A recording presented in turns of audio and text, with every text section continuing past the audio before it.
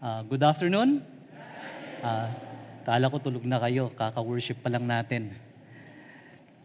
Okay, praise God po sa opportunity to be able to stand before you today by God's grace alone. And so before we start, can we just come to God in prayer first? O Lord, we come before you and we acknowledge, Lord, that you are the God of the Word. And you are the God who knows us as well. And I pray, Lord, since you know us, I pray, Lord, that you will humble us. So that anything that you will point into our hearts, Father, you will deal. You will fix. You will enlighten us. You will break us where we need breaking, oh God. You will lead us to repentance where we need repentance, Lord. I pray, O God, O Lord, work in us. Speak to us, Lord. And in your grace, continually examine our hearts, the very condition of our hearts, Lord. Because it's so easy for us to say we are workers, we are fine, when in fact, probably in the inner portion of our heart, we are struggling. And in your grace, Lord, we need you. Speak to us, O God. Speak to us. By your grace, Father, I stand before your people. I am nothing, O God, apart from you. Empower me, O God. Anoint me, O Lord. And use me alone for your purpose, Father. And may you alone be exalted, O God, because it is you, Lord, that must be glorified in all of this. In Jesus' name, amen. Sa ating pong pag-aaral po ng mga salita ng Diyos, sa aspeto po ng tema po natin na lagyan po ng titulong The God-Fearing Servant. Sa panimula pa lang po ng plenary po natin, sa pamagitan po ng ating senior pastor, who is the God-fearing servant, ay in-expound po ng ating senior pastor kung ano po tayo dapat bilang mga manggagawa ng Panginoon. And it is expected for us to be awed and be aligned to the right view and perspective of our Christianity as we fathom who God is that must be honored, revered, and glorified in our lives. In our second plenary, the God-fearing servant is a slave. As our pastor Tubbs served us, he taught us that God teaches us that we are slaves of Him, that we are slaves of our Lord and Master, Jesus Christ. And indeed, being a slave of Christ leads us to humility to serve Him better for His glory.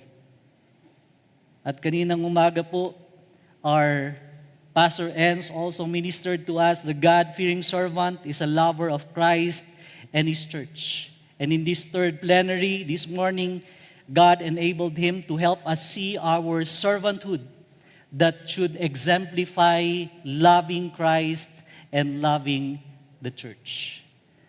Now, this afternoon, as we are closing, we will be talking about the God-fearing servant is a discipler. Now, when we contemplate everything that we have heard already, I believe we need to come under the Lord's examination of the condition of our heart, our life, and our service. Mahalaga po ito dahil kung titignan po natin, kapag nakakalimot po tayong saliksikin ang ating sarili o magpa-examine po sa ating Panginoon, pwedeng nag-reflect po tayo kanina, pero pagkatapos po ng gathering na ito ay bumabalik lang po tayo sa dati. But as we go through the topic, the God-fearing servant is a discipler. Now, in your notes, I don't have PowerPoint, but you have the outline in your manuals. But what I ask from you today is listen to how God is examining your heart. If you will write in your notes, please write down the very question or questions that the Lord wants you to answer before Him who sees your very life. Now, I know that when it comes to the topic of discipleship, disciple or discipler, it is familiar to us already. Even our senior pastor even taught discipleship when he discussed our vision, mission, and mission statement about a year ago. Talking about discipleship, you know this. You heard this. You shared this. And in your heart, you may be saying, that again, yan na naman. At minsan, allergic po tayo pag pinag-uusapan yung disciple. Bakit? Kasi siguro sa atin, mas sanay po tayo dun sa aspetong gusto natin magpa-disciple. Pero pag pinag-uusapan na yung tayo ang magdi-disciple, sila na lang. Yun po ang nagiging problema po natin. But brethren, well, I hope you'll find in your heart a room to place this mandate of God upon you and let God examine your heart and lead you in His will. When the Great Commission is being discussed in the pulpit or anywhere else, the question is, are you affected by it? And when you are affected by it, is it positive or is it negative?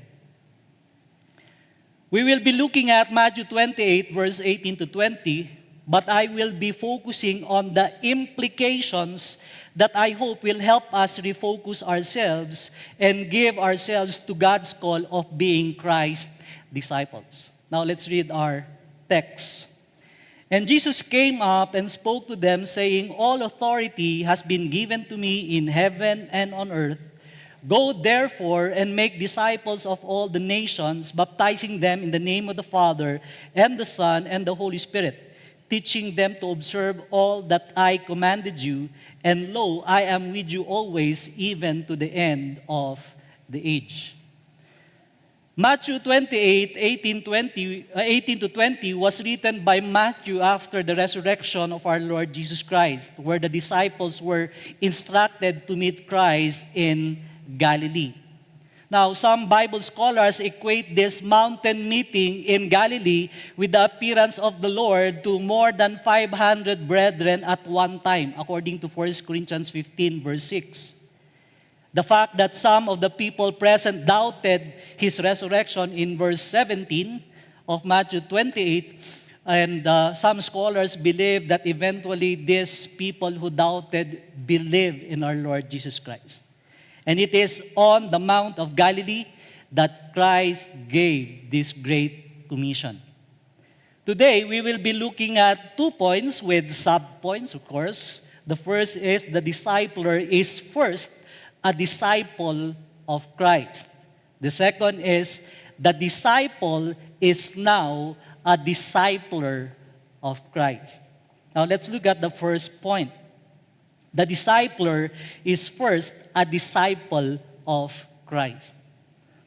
Take note, brethren, that no one becomes a discipler immediately at the time of his or her conversion. All of us started to become disciples of Christ. That's why we can say that a disciple acknowledges Christ as authority over his life. He is a believer. Sa verse po natin, nandyan po sa notes nyo yan, all authority has been given to me in heaven and on earth. And in verse 19 it says, baptizing them in the name of the Father and the Son and the Holy Spirit. Now the implication there is that a God-fearing servant disciple is a true believer in Christ. It is implied in the part baptizing them in the name of the Father and the Son and of the Holy Spirit. So it means na dapat ang isang disciple ay isang tunay na mananampalataya. You must be a believer in Christ. Pakitingin nga po yung mga katabi nyo.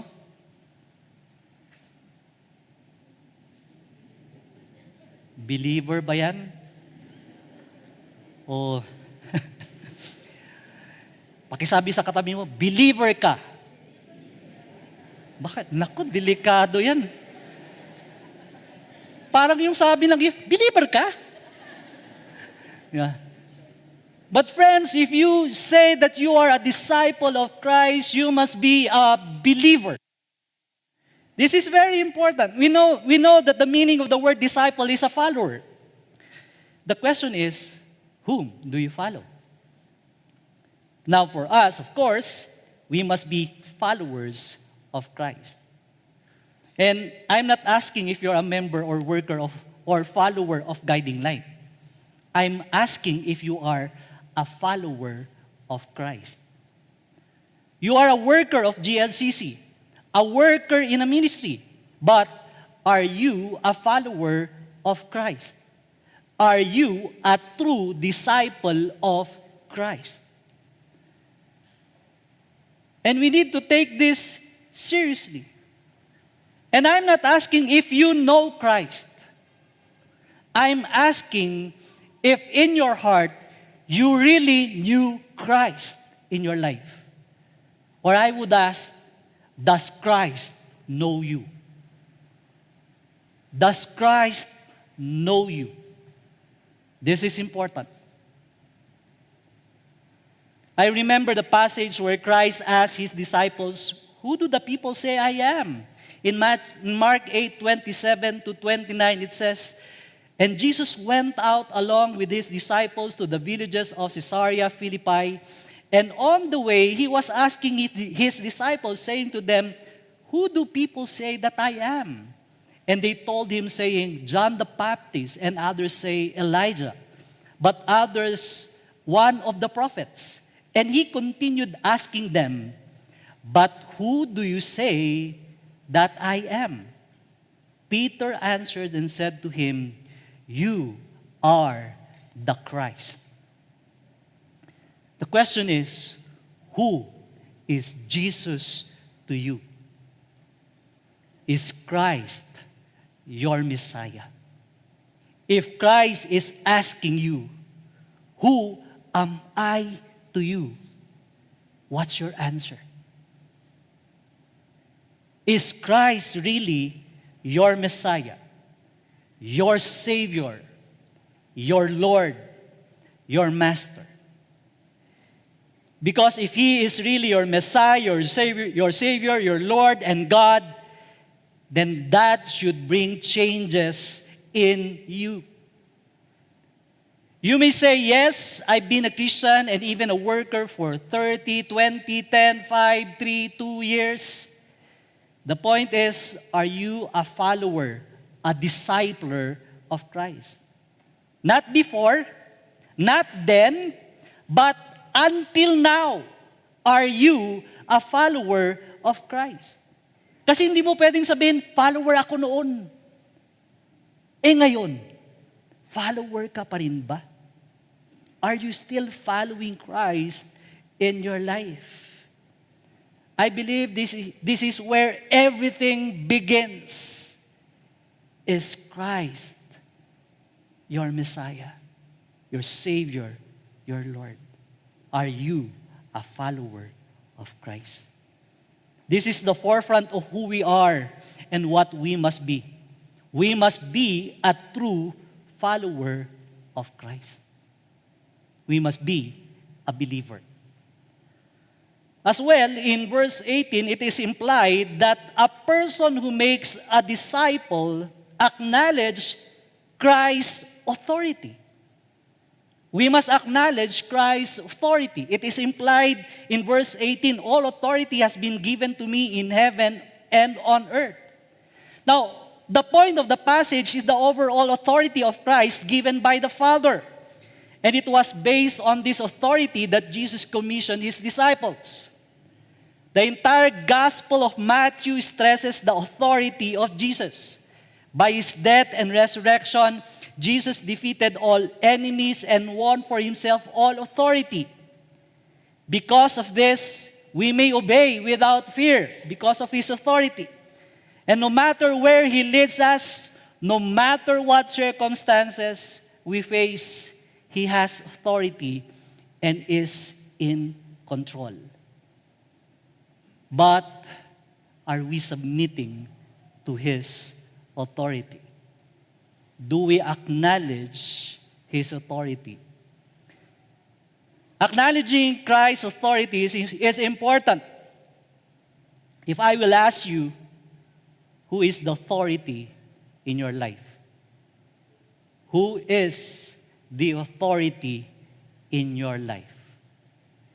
Is Christ the authority in every area of your life? Now, I connect this to, of course, to the Lordship of our Lord Jesus Christ. Is He Lord in your life? Because if He is not Lord and Master of our lives, how can we do the things that He called us to do? Pastor Tabs expounded the Lordship of Christ in our second plenary yesterday. But we have to ask, is He really Lord? O Lord lang siya kapag kailangan? We have to assess ourselves. We have to always ask ourselves, is He continually leading me in my life, or nakikipagkompetensya ako dun sa posisyon ni Lord sa buhay ko? Because it is possible that we are competing with God. We are trying to become Lord over our lives. Kaya minsan, pagdating sa mga bagay na pinapagawa ng Panginoon, hindi natin magawa. Kumbaga, ikaw yung slave, siya yung master, palit muna tayo, Lord. Ako muna yung master. Parang ganun po yung ginagawa po natin. We have to assess ourselves in that area. And at the same time, are there things competing in our lives?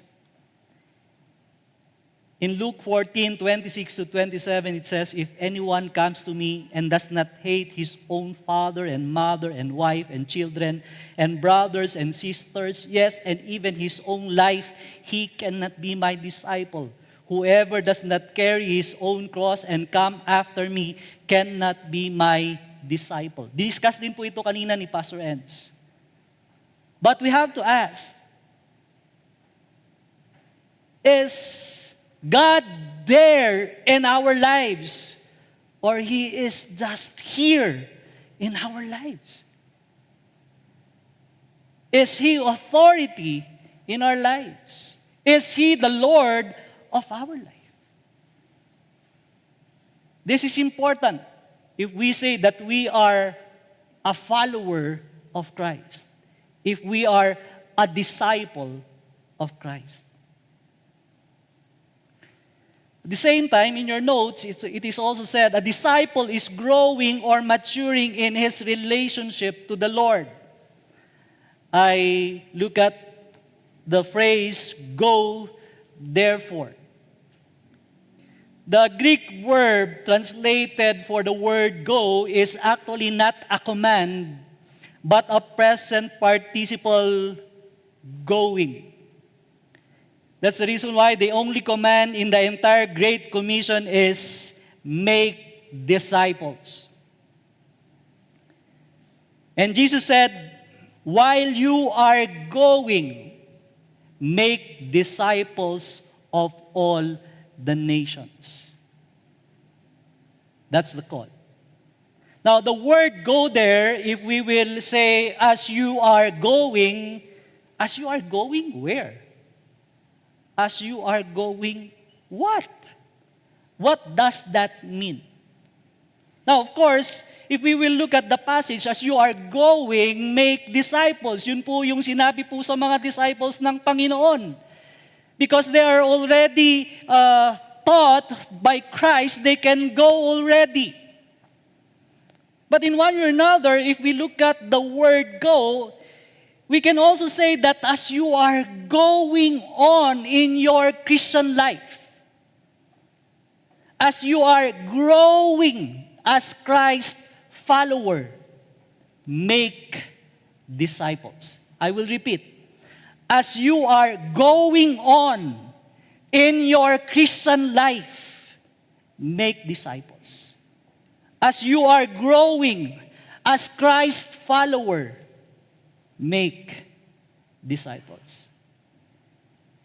It is implied that the God-fearing servant disciple is growing in his Christian life.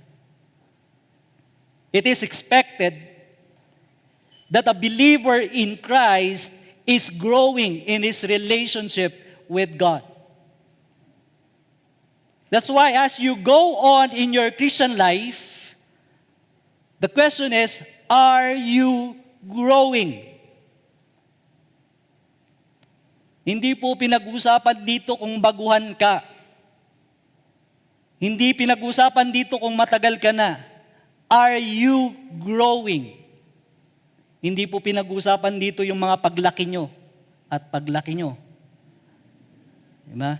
Ang pinag-usapan po dito is your walk with the Lord. Are you growing? And take note that the Lord placed you in His body, the church, to grow in Him and be used in His will for His glory. God wants you to grow from the very beginning. And you know these verses. In 1 Peter 2 verse 2, it says, like newborn infants long for the pure spiritual milk, that by it you may grow up to salvation. You also know 2 Peter 3:18. 2 Peter 3:18. It says, but grow in the grace and knowledge of our Lord and Savior Jesus Christ. To Him be the glory both now and to the day of eternity. Amen. We are called to grow. We are called to mature. In Hebrews 6 verse 1, in the first part of Hebrews 6 verse 1, it says, therefore, leaving the elementary teaching about the Christ, let us press on to maturity. The Lord called us to mature. Of course, praise God that we don't do this alone. Praise God that God gave His Holy Spirit in us so that we can grow. The Holy Spirit indwells us so that we can grow. The Lord gave us also the Scriptures so that we can grow in our Christian life. But take note also that the avenue or the place where God called us to grow and mature much more is through His body, the church. At the moment of our salvation, the Lord did not call any of us to live on our own because we cannot grow on our own. We need the church. We need the church. In Ephesians 4:11-13, the Lord provided leaders, apostles, prophets, evangelists, shepherds, teachers to equip the saints for ministry so the church may grow into maturity. Nasisilaw na po ba kayo?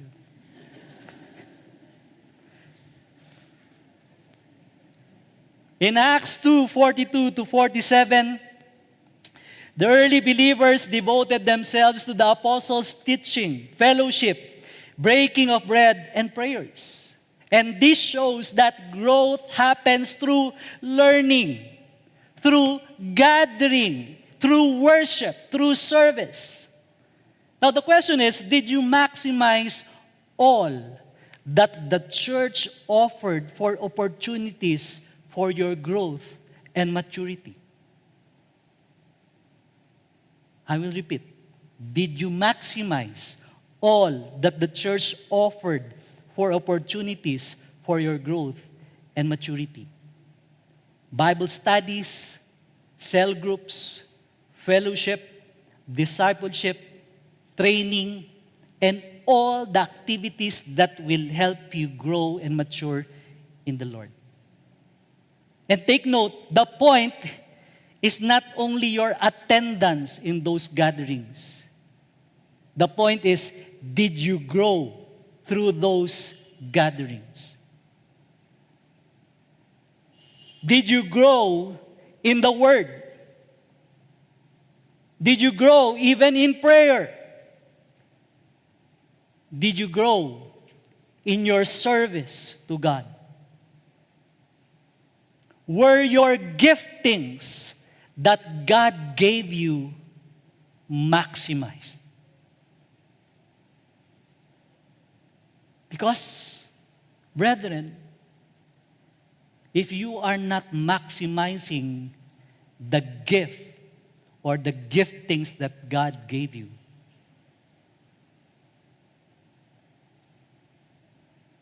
God is not honored.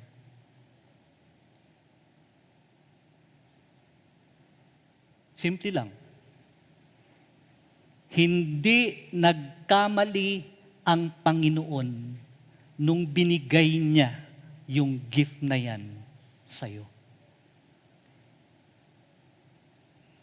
And He wants you to grow, to be used better for His glory through the church.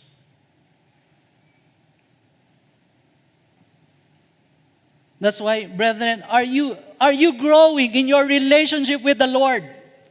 With all your giftings, with all the opportunity of service, with all the opportunity of learnings that you have through this church or your church. Are you growing? You need to ask that to yourself. Next, in your manual it says, He knew God's call to make disciples, and He is a person persevering in obeying, keeping, and observing Christ's commands. Pasensya na po kayo kung may mga pagkakamali po. He knew God's call to make disciples, and He is a person persevering in obeying, keeping, or observing Christ's commands. In the phrase, and make disciples of all the nations, teaching them to observe all that I commanded you. Being a disciple meant more than being a convert or a church member. A disciple attached himself to a teacher identified with him, learn from that person, and live with that person. And if Christ is the one that we follow, then we are becoming more like Christ in our lives. And if we are learning, brethren, we learn not simply by listening, but by doing. That's the reason why it is implied that the God-fearing servant disciple is observing and obeying God's commands. I will repeat. It is implied that the God-fearing servant disciple is observing and obeying God's commands. Ine-expect yan sa'yo ng Panginoon na kung ikaw ay kanyang disipulo, iyong sinusunod ang mga utos niya. Sa James 1:22-24, sabi po doon, James 1:22-24, but be doers of the word and not hearers only, deceiving yourselves. For if anyone is a hearer of the word and not a doer, he is like a man who looks intently at his natural face in a mirror, for he looks at himself and goes away and at once forgets what he was like. How would you feel about someone who got up each day, looked in the mirror, and walked away without making any adjustment? Just imagine, how long would that person be presentable to others? According to James, this is exactly what happens every time you read Scripture. Because the Word also is the mirror. The person who does this does not understand the purpose of the mirror. The person who does not make the changes after he looks at the mirror. Alam mo na nga merong may mali sa mukha mo o kung yung buhok mo, hindi ko kasi mapapag-usapan yung buhok. Diba? Pero, hindi mo alam kung ano itsura mo, pero lumabas ka na lang, ganun na lang itsura mo, ganun na lang. Pero hindi po presentable. Hindi po nakakalugod sa Panginoon. Ganon din po, the person who reads or listens to God's Word without applying what he has heard, obviously, doesn't understand the purpose of Scripture. That's why simply reading your Bible and listening to good preaching won't make you Jesus, won't make you become like Jesus. When Christ finished preaching the Sermon on the Mount, people were astonished. They were amazed at His teaching. According to Matthew 7:28 to 29, it says, "And when Jesus finished these sayings, the crowds were astonished at His teaching, for He was teaching them as one who had authority and not as their scribes." But friends, it's not the astonishment that brings changes. It's obedience. Kasi pwede ho tayong ma-amaze sa kahit na sino mang nagtuturo. Pero hanggang dun lang po yun, hanggat hindi ho natin sinusunod yung pinapagawa ng Panginoon sa atin, hanggang dun lang yun, namangha ka lang din. Hanggang dun na lang yun. If biblical knowledge does not lead to obedience, it amounts to nothing. That's the reason why the purpose of the mirror is to help you make changes. The purpose of Scripture is to lead you to obedience and fruit-bearing, that you would mature, that you would grow. Those who merely listen to the Word Sunday after Sunday, but fail to apply the Word to their lives, will experience an increasing degree of self-deception rather than progressive sanctification. Bakit? Kasi nasasanay ka na lang mamangha o nakikinig dun sa mensahe pero walang nangyayari na sa'yo. And that's danger, brethren. What God wants from us is our obedience. We grow in knowledge, but we must obey what we have learned. If I may add, if you are coming to listen to a preacher, it will mean nothing. Listen to Christ because He is your Savior. And He expects you to respond to Him through His chosen instrument. Instrumento lang po lahat ng tumatayo sa pulpito. At kung hindi po si Kristo ang papakinggan nyo, it will mean nothing. It is Christ who speaks to you. Many are not growing because they are not coming for the message. They are coming rather for the message of the man rather than the message of God. Marami po mga believers, ang pinapakinggan lang yung nagsasalita. Hindi na po ang Panginoon. But take note, only God's message to you will impact your life. It is only His message that will bring impact in your life. God's word is powerful. We know that in Hebrews 4, verse 12, it says, "For the word of God is living and active, sharper than any two-edged sword, piercing to the division of soul and of spirit, of joints and of marrow, and discerning the thoughts and intentions of the heart." When you apply God's word to your life, you will be transformed. Kaya nga po, pag tinignan niyo po yung illustration po ng obedience, pagkatapos po ng Sermon on the Mount ng ating Panginoon, in Matthew 7:24 to 27, sabi ng Panginoon, "Therefore, everyone who hears these words of mine and acts, obeys, do them, may be compared to a wise man who built his house upon the rock.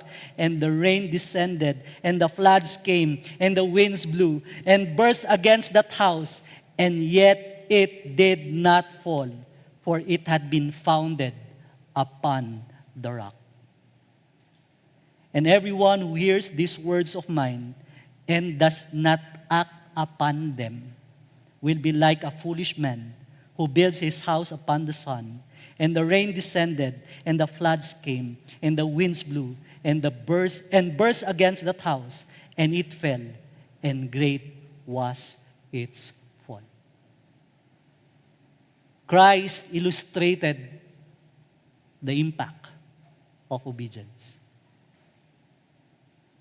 Is your obedience founded on the rock? Are you obeying Christ? Are you an obedient disciple of Christ? To be a disciple means more than just knowing. It means living out the teachings of Christ. In the Christian life, discipleship involves learning, obeying, and teaching others. And as disciples of Christ, our practice matters. I will repeat. As disciples of Christ, our practice matters. How's your practice of the Word of God? Next, he is motivated by God's presence. In our verse, it says, "And lo, I am with you always, even to the end of the age." Now here, it is implied that the God-fearing disciple is aware of God's presence. Now, brethren, Christ's presence helps us a lot. Iba po kapag aware po tayo palagi sa presensya po ng Panginoon. At naniniwala po ako, madalas, yun po yung nakakalimutan natin. Kaya po tayo madalas magkasala at nagkakamali. Nakakalimutan po natin kasama natin ang Panginoon. Nakakalimutan po natin present si God wherever we are. And friends, His presence motivates and guards us to do His will. If we are aware of God's presence, we will be careful in what we do. It is His will that we desire. Magiging maingat po tayo na hindi po tayo gagawa outside His will. Maingatan po tayo na magkasala po sa Panginoon because we are to please our God. As our Lord and as our authority, it is His will that must be done. Kaya kapag gagawin mo ang isang bagay, gusto mo ayon sa gusto niya. Hindi ayon sa gusto mo. Dapat lagi ayon sa gusto niya.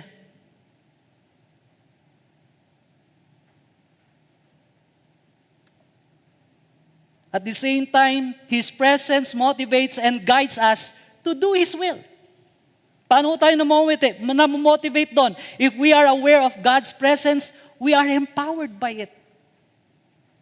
Iba ho yung dating kapag alam mo, kasama mo ang Panginoon, matapang ka eh. His presence gives us boldness and courage to talk, to share the gospel, to minister to people.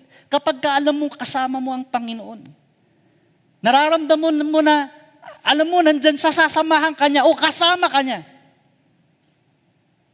O kasama mo siya. His presence gives us strength when we face difficulties. Kasi alam mo, nandyan siya, Lord, tutulungan mo ko dito, Lord. Kasi Lord, will mo to eh. Ganon ka magsabi sa Panginoon, Lord, kasama kita dito, Lord, dinala mo ko dito. It is for your purpose. You will accomplish your purpose. You are here, Lord. Kasama mo ako dito, Lord. Tutulungan mo ako dito, Lord. Iba ho yung dating. Kapag ka, alam po natin nandyan, ang presensya po ng Panginoon. Kaya kailangan po natin palaging i-practice yung presensya ng Panginoon sa buhay po natin. Are we practicing God's presence in our daily lives? In the things that we do in life? Are we aware that He is always there? Take note, brethren, that Jesus did not leave us to carry out our mission in our own strength. Though He already ascended and seated at the right hand of God, even interceding for us already, He remained personally present with us by His Word and through the Holy Spirit. He is always with us. He is Emmanuel, the God that is with us. And He is faithful. He is faithful. He is always with us. He is the one who sustains us amid opposition, amid suffering, amid weakness. God is with us. And we need to practice His presence.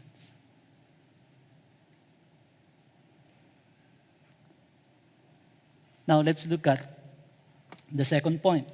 The disciple is now a discipler of Christ. Now, to make disciples is a commission that we must do. Discipleship is not a performance. Being a disciple of Christ is your life with Him that must be passed on to others. I will repeat. Being a disciple of Christ is your life with Him that must be passed on to others. If you are a follower or disciple of Christ, do you see someone follow the step of faith that you have in Christ? I will repeat this question.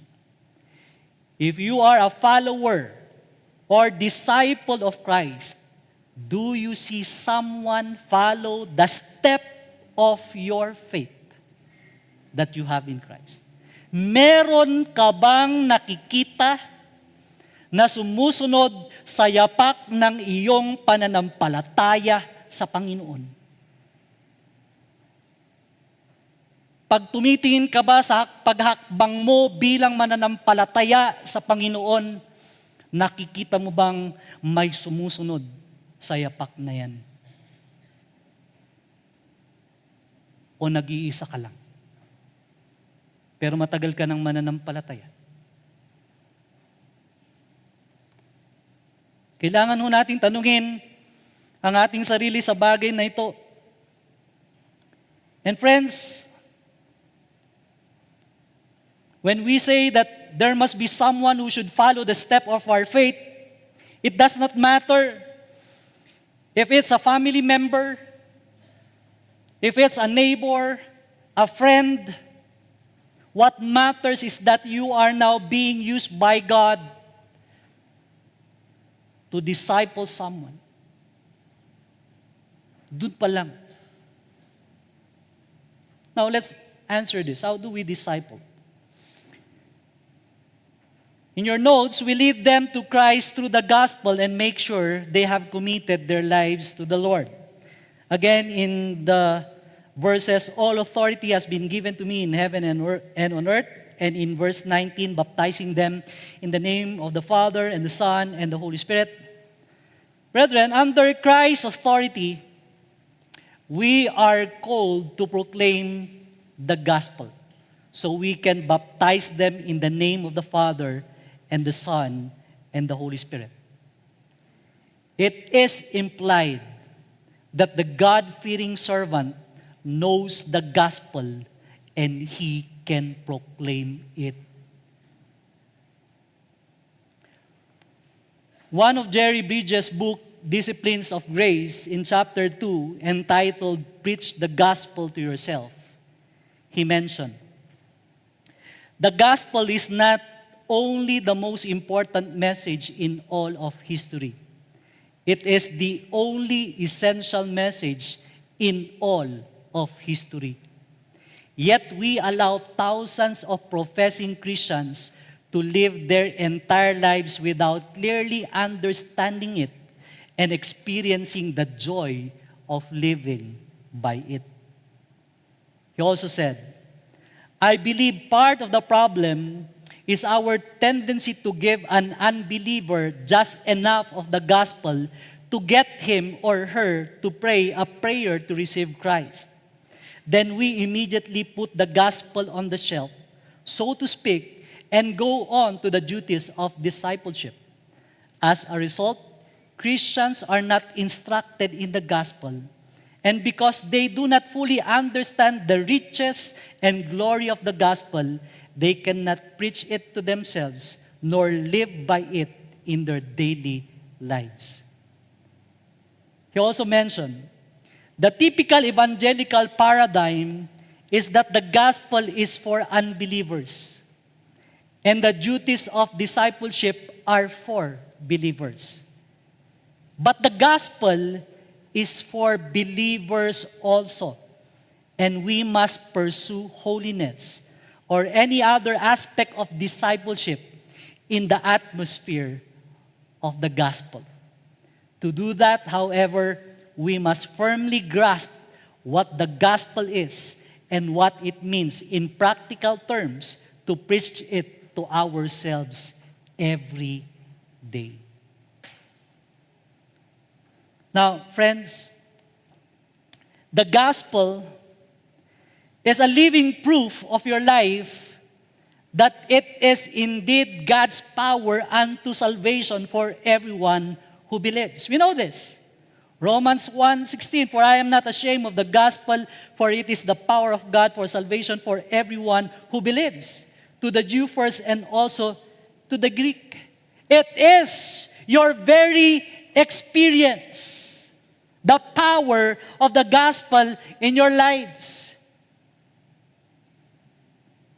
And since we will make disciples, it is important that the gospel is clear to us.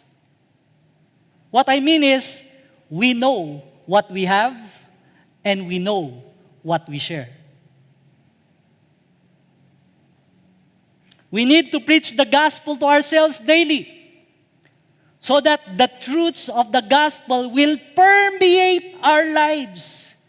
And when we proclaim it, it has impact because we personally understand the transformation it will do to those who hear it as we continually experience it in our lives. Kaya nga mga kapatid, alam ko po, familiar po tayo sa gospel. But the question is, does it still impact your life? Nabanggit din po ito ng ating senior pastor sa kanyang plenary kahapon. But you need to ask the question, do you still see the impact of God's grace given to you? His unmerited favor. Do you still see that impact? Do you still grasp the reason behind Christ dying on your behalf? Dama mo pa ba yung bagay na yon? Gagap mo pa ba yung dahilan bakit namatay si Kristo para sa'yo? Nararamdaman mo pa ba yon? Are you still amazed that you have been forgiven by the mercy of God and had been justified through Christ's merit? You were forgiven and had been justified, declared righteous in the eyes of God. Do you still grasp that?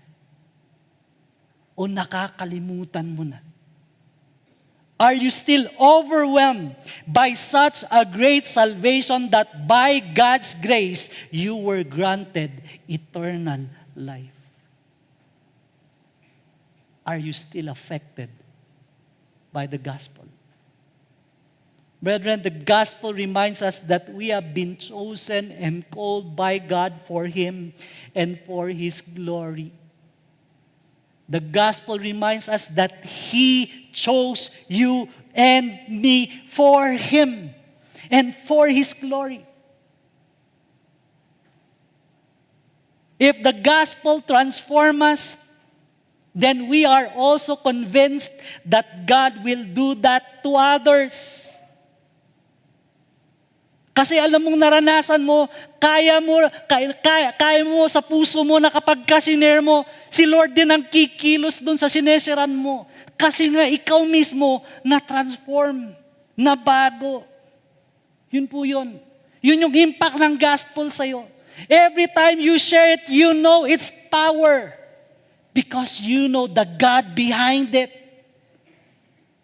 He is the one changing the life of the person to whom you share the gospel. And you are His instrument. Pero dapat alam mo natin yung gospel when we disciple. Kasi hindi ho tayo makapag-disciple kung hindi ho muna tayo mag-evangelize. Kaya dapat malinaw po yung gospel po sa atin. Mga kapatid. Next. We help them grow in following the Lord and help them make disciples. Now in the phrase, go therefore and make disciples of all the nations. I already shared that we must be growing and maturing as believers in Christ. But here, it is implied that the God-fearing servant can help others make disciples. Okay? The God-fearing servant can help others make disciples. Kaya mo. Now, in one way or another, discipleship is asked. At the same time, it is also given. Like help, it is asked because you need it. But sometimes, it is also given without being asked. Simple as it is, when you need it, ask for it. Okay? When you need it, ask for it. Magpa-disciple ka. Nahihiya ka bang magpa-disciple? Nahihiya ka bang magsabi, can you disciple me? So when you need it, ask for it. At the same time, if you are a discipler, you see it already, it is a need, give it. Give it. Ibigay mo kasi kailangan eh. Nahihiya ka bang mag-disciple? Kaya mo naman palang mag-disciple. Pwede ka naman palang mag-disciple na. Nahihiya ka pa ba? Brethren, as you grow in your Christian life, help others grow. As you obey and follow the Lord, help others to obey and follow. As you walk with the Lord, help others walk with the Lord. Help others to win, to deepen, to mature, to serve. Mga kapatid, it doesn't stop. It doesn't end until we go home to the Lord. Pare-pareho po tayong may role na dapat gampanan. And every one of us are called in one way or another to disciple someone. Wala hong na-stuck na believer kung tutusin. Lahat po tayo ay pwedeng magamit. When Matthew 28:19-20 was given by Christ, it was not mentioned that we need to reach a certain level of maturity before we disciple. Hindi ho linagyan ng Panginoon ng napakataas na criteria para para mag-disciple po tayo. Of course, it is expected that we are growing, maturing believers as expressed by Pastor Tabs in his teaching yesterday as slaves of Christ. Importante na tayo po ay sumusunod sa Panginoon, nagmamature. But friends, talking about that certain level, many times, the reason we are not used the way it should be, or the reason we are not discipling, is because we are the ones who made that certain level of maturity a standard that we ourselves hardly attain, which we use as a reason not to disciple. Brethren, ito po yung problema. Kasi pag sinasabi mo natin, hindi kasi ako kagaya ni ganito, ikaw naglalagay ng level na yan. Ikaw yan. Ikaw ang naglalagay ng level. At siguro kapag ka-feeling mo mukhang ma-attain mo na yung level nun, hindi pa ako kagaya ni ganito. Kailan matatapos yung level na yun? Hindi ka na tumigil. Hindi ba? And if you will say, you need to become like Paul first before you make disciples, hindi sinabi yun sa Bible. Di ba? Hindi po sinabi, mga kapatid. The only thing that our Lord and Master expects of us is our full obedience to Him and His will. Ang gusto lang ng Panginoon, sumunod ka sa pinapagawa niya. Sumunod ka sa kalooban niya. Importante, again, I've been saying this, brethren, that if you are a believer, you must be a growing follower of Christ. Again, are you growing? And as you are growing, what you learn, you share. Please, share it. As you are growing in the Lord, you can make disciples. Why? There is always a younger person in the faith who need your discipling. There is always a younger person in the faith. Meron na si Ran kahapon, you can start with that. Bago pa lang dito sa church, you can start with that. Worker ka na, papasok pa lang tong worker na to, you can disciple that.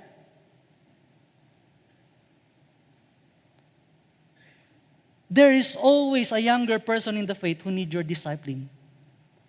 And it can be even in your home, to your children, to your wife, to your workplace, to your ministry, in your very ministry. The question is, did your salvation stop with you? Tumigil na ba yung kaligtasan mo sa'yo lang? Paano naman yung iba? Paano naman yung iba? In your being a worker, have you been helping someone to grow in his or her obedience to God? Have you been helping to deepen each other in our grasp of the biblical doctrines that we have? Meron mo tayong matutulungan eh. If we are growing and maturing also in this. Alam mo natin sa Ephesians 4:14, we are reminded to be equipped so that we may no longer be children tossed to and fro by waves and carried about by every wind of doctrine, by human cunning, by craftiness in deceitful schemes. Kailangan mo natin eh. Kailangan po ng pagiging sigurado natin na yung mga kapatiran po natin ay sigurado rin po sa tinatayon po nating doktrina. Na alam po natin, malinaw po sa Biblia. Are you assured that your fellow worker or ministry servant can answer clearly when they were asked? Yang bang kasama mo na manggagawa, pag may nagtanong ba yan, makakasagot yan? Kaya niya bang sagutin? O kapag tinanong siya, laging ituturo, si pastor na lang. Bakit? Nakakalimutan ho natin na lahat po tayo ay tinawag ng Panginoon na mag-grow at mag-mature sa lahat ng bagay na ito. We have to ask ourselves, do you know even the essentials of our faith? Pag pinag-usapan po yung 5 solas of Reformation, alam po ba natin yung 5 solas? O ang alam nyo sulata. Di ba?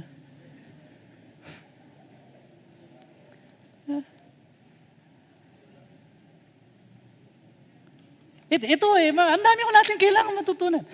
Pero minsan alam mo natin, pero natatakot ka ba i-share? Alam mo naman. Mayroon naman tutulong sa'yo kung kailangan mo magpatulong o mapaalala lang sa'yo ulit para pag share mo, alam mo. Nandyan naman yung mga leaders po natin.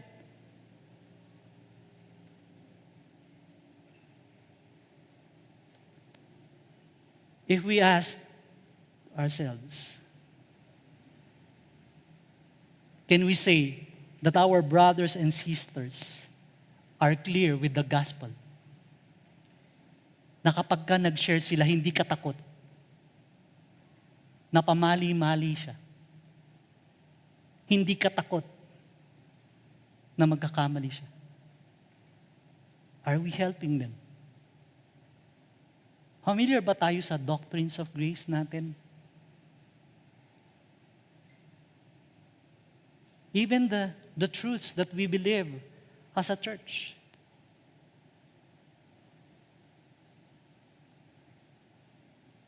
Do you know why we are dispensational? Ano yun, Pastor?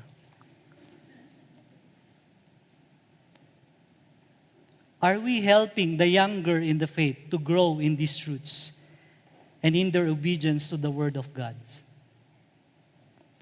Many times we think they know it already, just because they are already workers. But, do they really know?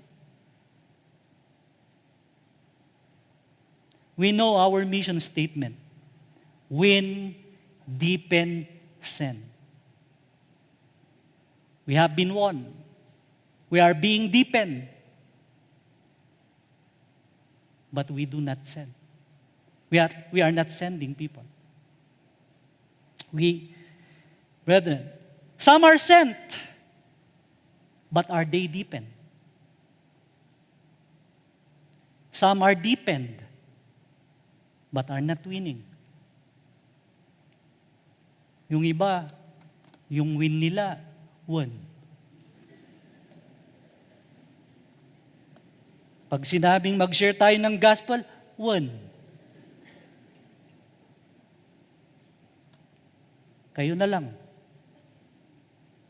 Yung iba, yung deepen nila, depende. Tara sa Bible study, tara sa fellowship, tara sa cell group, tara sa men's, tara sa women's. Join tayo doon. Depende.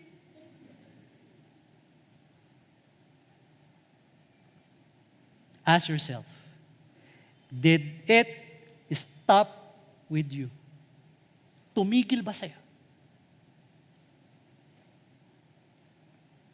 Please, help others grow in the Lord. Huwag mong susuluhin. Yang growth mo, yang kaligtasan mo, yang growth mo, yang maturity mo, huwag mong suluhin.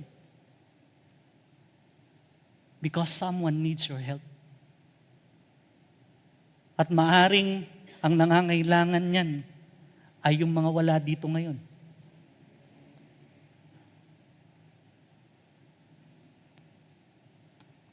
Next, we help them obey and practice God's commands.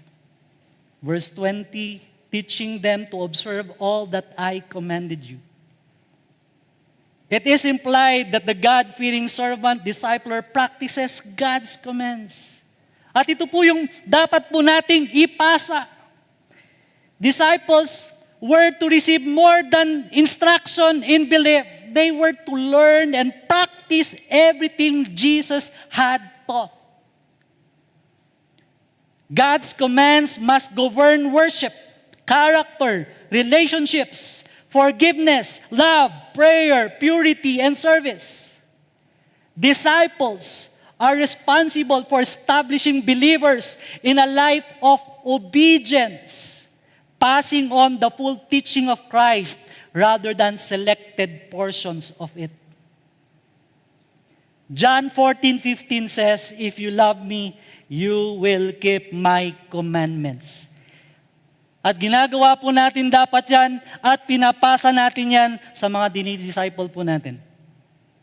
John 15:10, "If you keep my commandments, you will abide in my love, just as I have kept my Father's commandments and abide in His love."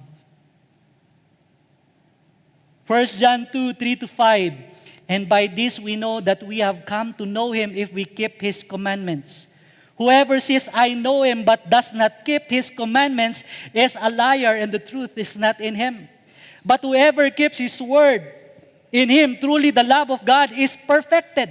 By this we may be sure that we are in Him." Familiar po tayo sa 2 Timothy 2, verse 2. "And what you have heard from me in the presence of many witnesses, entrust to faithful men who will be able to teach others also." Dito na po yung practice. Ito na po yung pag-a-apply. Pagtulong po natin. Take note. You were entrusted with everything that you have heard and learned. Lahat ng narinig mo, lahat ng natutunan mo, ipinagkatiwala yan ng Panginoon sa iyo. Now, pwede yung nating sabihin na pag binabasa natin yung 2 Timothy 2 verse 2, para sa faithful lang yan. Tanong ko, ibig bang sabihin di ka faithful? Pwedeng sabihin na faithful naman, pero ayaw ko magturo. Ayaw ko ituro. But you can teach. You can share what you have learned. Bakit ko alam? Kung napag-uusapan nyo o napagkwekwentuhan nyo ang maraming bagay, nakakapag-marites nga kayo eh. Ibig sabihin, if you can do that, pwede nyong ikwento ang bawat natutunan nyo sa iba.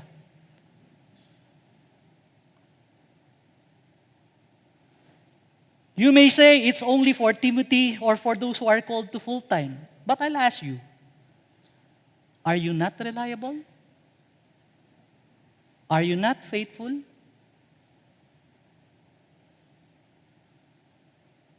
When God called you to become His child, when God chose you to become His servant, nagkamali ba si Lord nung pinili ka niya?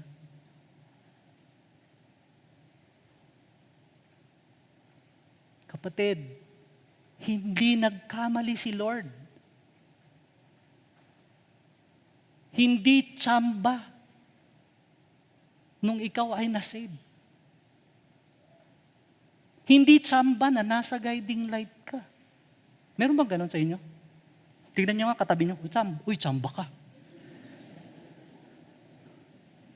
Hindi ho ganon eh. Diba? Hindi nagkamali si Lord nung pinili ka niya. Ibig sabihin din, hindi rin nagkamali sa'yo si Lord when He chose you to be used for His kingdom and for His purpose. Hindi nagkamali ang Panginoon. Kung siya ay Lord at Master ng buhay mo at ikaw ay slave niya at may pinapagawa sa iyo, sinasabi mo ba na, Lord, sa iba na lang? Then balikan natin yung tinuro ni Pastor Tabs. Is He really Lord in your life? Kung inaayawan mo yung utos niya. Friends, ask yourself, what happened to everything you've heard? Sa lahat ng mga natutunan mo, sa lahat ng mga narinig mo, sa pulpito, okay? Sa lahat ng mga itinuro sa iyo ng Panginoon over the years, pwedeng nag-benefit ka. Pero maliban sa iyo, may nag-benefit ba?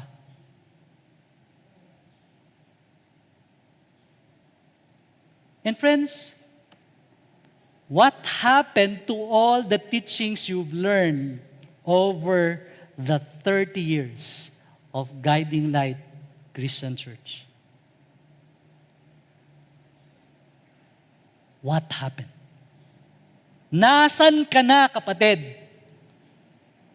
Sa level ng maturity at growth na ine-expect ng Panginoon sa'yo. Nasaan ka na? Tumigil ba sa'yo? You were entrusted the truths of Scripture. Pass it on to reliable and faithful men.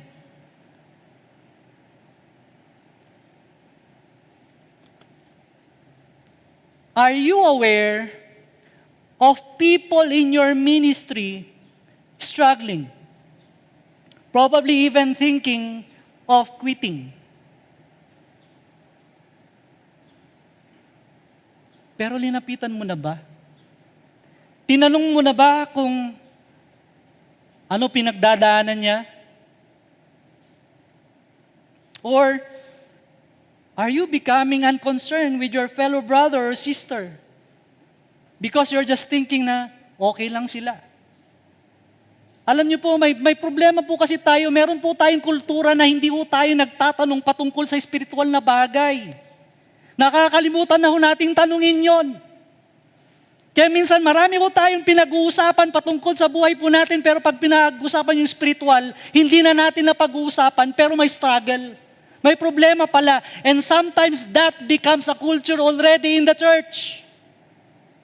We always gather, but we do not really talk about what is spiritual. Hindi natin talaga tinatanong, kumusta ka ba talaga, kapatid?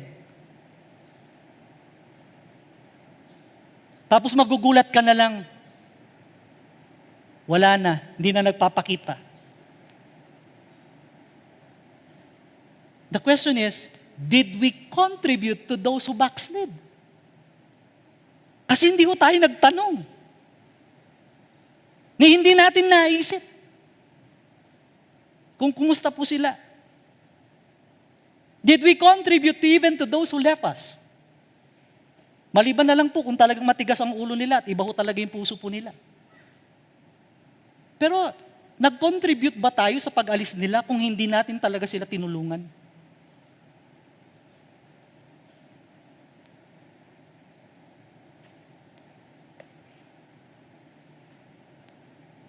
We are a church. We are one body in Christ. We need each other. And someone needs your help to disciple them. Did you ask what you can help? What you can do to help? Dito nagsisimula yung discipling eh. Doon pa lang sa pagtanong, ano ba pwede kong itulong sa'yo? Baring doon po mag-umusbong yung pagtulong mo ay magiging daan upang ma-disciple mo yung tao. Did you ask, what can you do to help? And you may even ask, how's your practice of God's Word? Doon pa lang po. Pag nagtatanong po tayo doon sa areang yon, meron na po tayong madi-disciple. Malakas man po ang dating nito, mga kapatid. Pero ito po ang tanong na dapat po nating sagutin. Kumusta ang pagsasabuhay natin ng salita ng Diyos? Hindi ko po sinasabing alam nyo. Kasi madalas alam po natin. Kaya ang tanong talaga ay, paano mo ipinapamuhay ang salita ng Diyos? Kaya dito pa lang po sa tanong na ito, may masisimulan na po tayong ma-disciple. Of course, we must make sure that we are growing or working these things out in our lives. At ibabalik ko lang po yung balanse. Hindi sinabi ng Panginoon na perfect ka muna bago mag-disciple.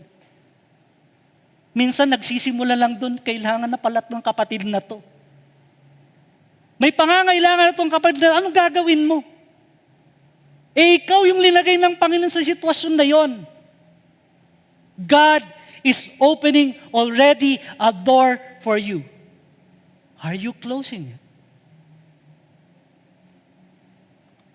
Friends, we were never perfect. And we will never be perfect to anyone we disciple. Because we are helping fellow sinner like us to go to God so that he can enjoy the blessing of that relationship with God. We are still sinners and fail many times in our lives. And many times God is also using our failures to minister to people we disciple. But we must be repentant people of God. And even as you grow in repentance, you can disciple.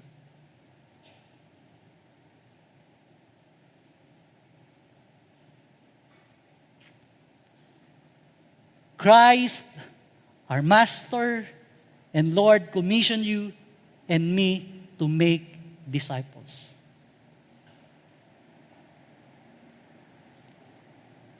Last, we motivate them that God is always with them as they follow His mandate to go and make disciples.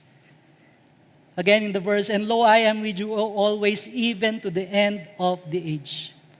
It is implied that the God-fearing disciples' motivation is God's presence. Ididiin ko lang po ulit yung sinabi ko po kanina. God's promise of His presence with us has helped us continue until now and until the end. His promise ensures that the Great Commission is not carried out in human strength, but with His presence 24/7. Jesus promised, I am with you always to the end of the age. Which means it is possible because Christ is always present to help us. Because Christ said in John 14:16-17, I will ask the Father, and He will give you another helper, even the Spirit of truth. He dwells with you and will be in you. Just like Peter, John, and Paul, John and Peter, who are even uneducated, were used by God mightily because of the working of the Holy Spirit. Even Paul himself, he always says that everything is because of Christ working in his life. He always knew that God is with him. Brethren, our practice of the presence of God will go a long way in our life and ministry. Again, what I mean is our awareness of God's presence. Because it is in His presence that we will find all the enabling that we need, whether in service, whether in trials, whether in difficulties, whether in joys, whether in everything that may come into your mind. It is His presence that will enable us. It is His presence with us that will secure us to make disciples. That's why Paul can even say in 2 Timothy 4, verse 7-8, I have fought the good fight, I have finished the race, I have kept the faith, henceforth there is laid up for me the crown of righteousness, which the Lord, the righteous judge, will award to me on that day, and not only to me, but all to all who have loved His appearing. He knew that even until the end, Christ was with him, present with him. The writer of Hebrews said in Hebrews 13 verse 6, so we can confidently say, the Lord is my helper, I will not fear. What can man do to me? And we know that Christ will complete that which He planned and purposed in us. Philippians 1:6. And I am sure of this, that He who began a good work in you will bring it to completion at the day of Jesus Christ. Brethren, Christ's presence continues throughout the entire present age until His visible return and the completion of God's redemptive purpose. The mission of making disciples remains the church calling until He comes to judge the world and establish the fullness of His everlasting kingdom. As we end, the God-fearing servant was saved to revere and glorify his God. The God-fearing servant is a slave who obeys his Lord and Master. The God-fearing servant loves Christ and His church. The God-fearing servant is a discipler. His salvation does not end with him. His gospel is not contained to him. God's word is not limited to him. His growth is not only for him. He knew God's commission is his mission, and everything he does is for God's glory. Let's pray. Lord, thank you for your word. Thank you, Lord, for ministering to us. Lord, work in our hearts. Change us, Lord. And make our lives count and useful for your purposes and your will. Oh Lord, work in our lives. And I pray, Lord, let your message come in power in each one of us. Thank you, Lord, that in your mercy, you had spoken to us. Bless your people and bless your holy name in our lives. We give back all the glory to you, Lord, in Jesus' name. Amen. Amen. Praise God. We now have to respond to that message, I believe. I think that is, at the very least, our first response. What do we do with a message like that from the Lord, where we have been very clearly and strongly called to obey the command to make disciples? Right now, for our time of reflection, yan po isang gusto ko pong gawin po natin. And I want you to ask this question of yourself. Are you growing as a member of Guiding Light? Are you being blessed by the Lord? I would like to think you are, because you are now serving the Lord as a worker of Guiding Light. But if you tell me that you're blessed, and many people have come to me over the years, Pastor, nabibless ako sa church natin, nabibless ako sa mga mensahe ng Panginoon sa atin. This is now my next question. If you truly are being blessed and growing, who are you now discipling? Diyan ho makakatalo sa pangalawang tanong eh. Sino ngayon ang dinidisciple mo? Kasi kung talagang nag-grow ka, talagang nabibless ka, hindi mo matatago sa sarili mo yun eh. Yun yung point po ni Pastor Atong eh. Kakailanganin mong ilabas yun, ibahagi sa iba yun eh. Amen? We just don't want to come here to feed ourselves. We also want to learn, we also want to take advantage of any opportunity to feed others as well. At sa totoo lang, gusto ko pong tanungin po sa inyo yan eh, may dinidisciple ka na ba ngayon?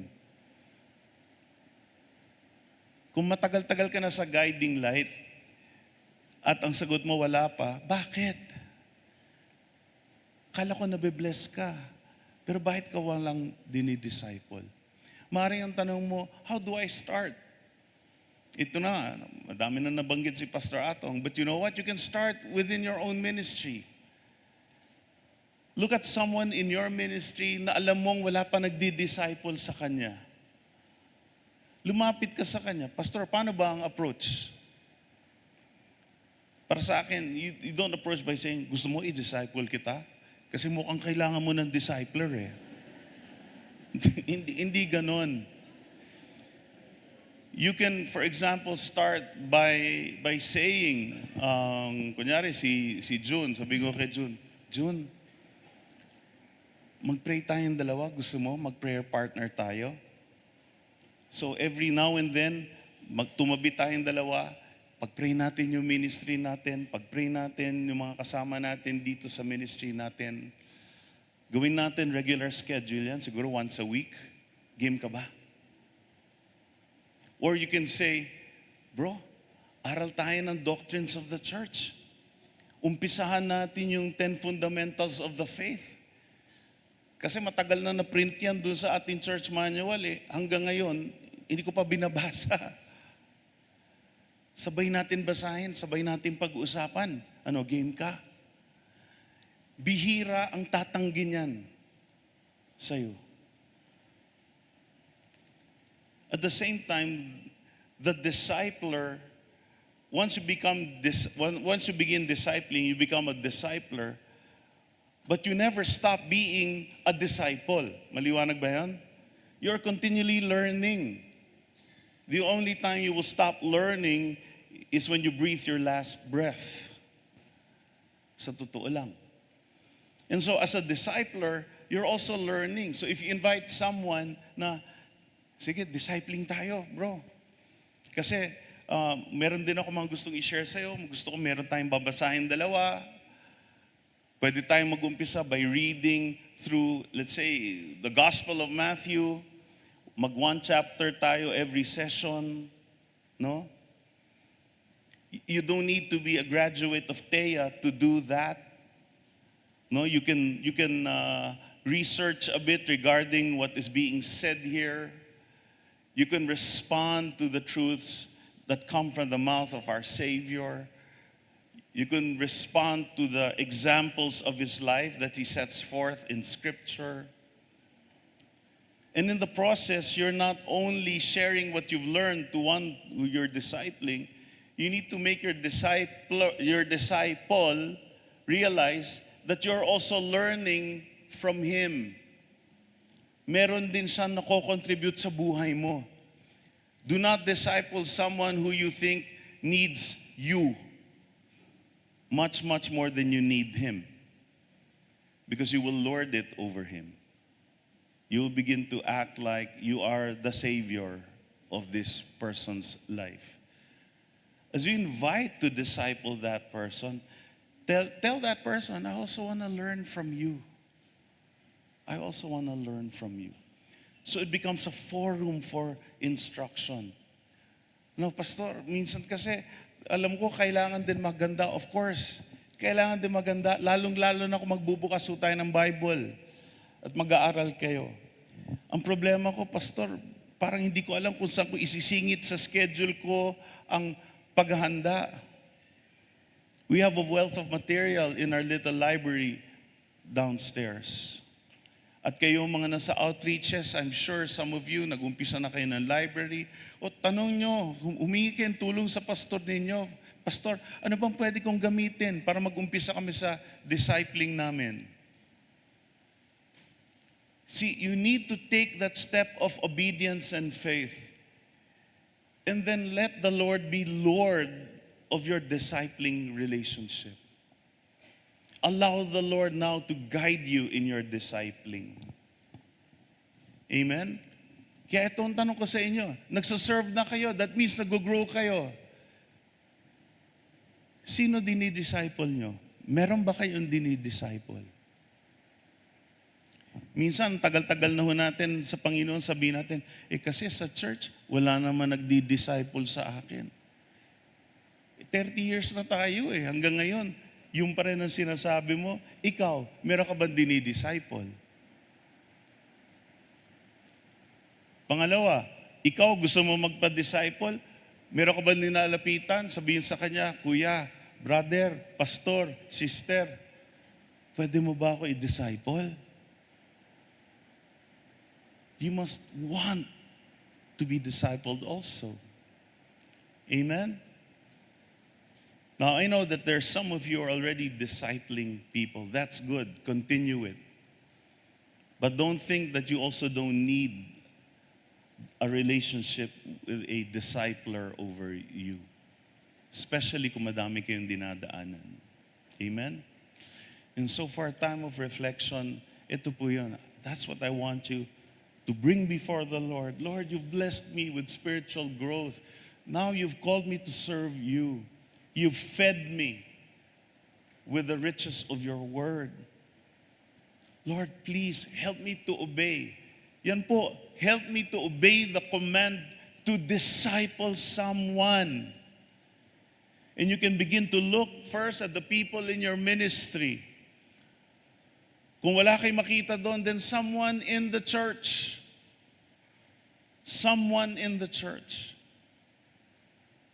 Invite, reach out. Amen? And when people begin to see that desire in you to help others grow as you also grow, imposibleng hindi ka makakahanap ng madidisciple mo sa church. And so as we pray, if you've been with the Lord for some time now and you're not discipling someone, I think some repentance is in view. We need to ask for God's forgiveness.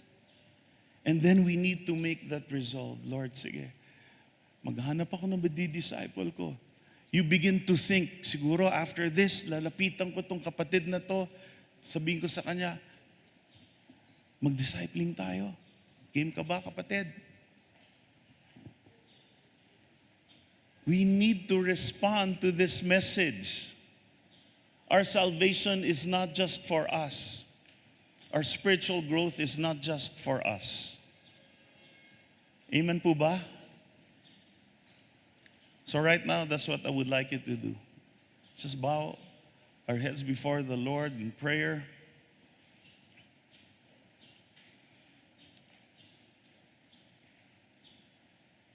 First of all,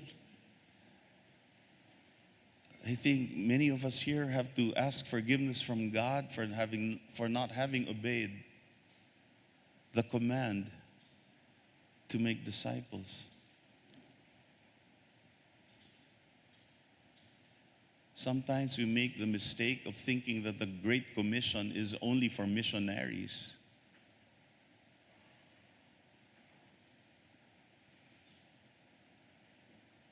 It's for all believers. You may not be a full-time worker, but you are a full-time Christian, a full-time follower. And ask the Lord to put in your heart, Lord, give me a few faces, give me a few names na pwede ko pong lapitan.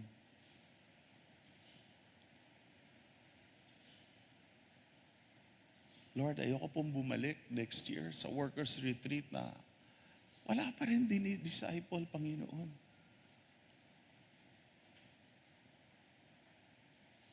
Bring this to the Lord.